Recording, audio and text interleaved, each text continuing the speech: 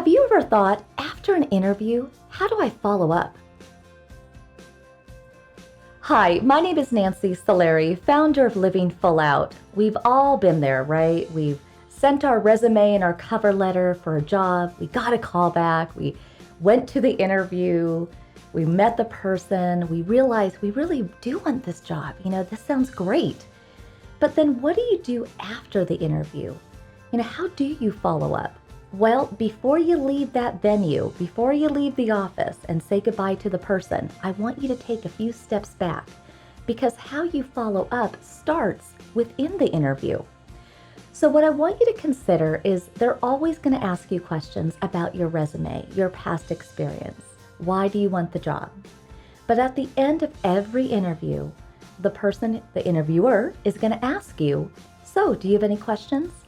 And I want you to leap out there, raise your hand, arms wide open. Yes, I do. Okay? And what are you going to ask them? You're going to say, what's important to you about hiring the person for this position? Now, you might choose to fill in the blank. Hiring this marketing assistant, hiring this receptionist position. Fill in the blank. But then from there, they're going to tell you what's important.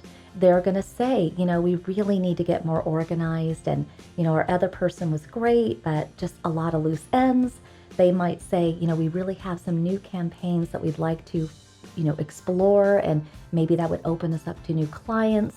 You basically want to get your interviewer talking, okay? Nod, ask more questions, just let them rattle off everything they want, and take good notes on your notepad or in your mind. From there, after you leave, you handshake, you say goodbye, you can't wait to hear from them. I want you to go home, and I want you to either send a written thank you note or a thank you email. Now, I'm old school. I like the thank you note, the tangible one that you write out, put a stamp on it, send it out. Do it that same day, though, so they get it quickly. If you want to do an email, that's fine. Subject line could be thank you. But then in the body, you want to kind of reiterate why you would be the best candidate. Acknowledge the pains that they had. If they need someone who's organized because their prior person was not, then you are the solution to that problem.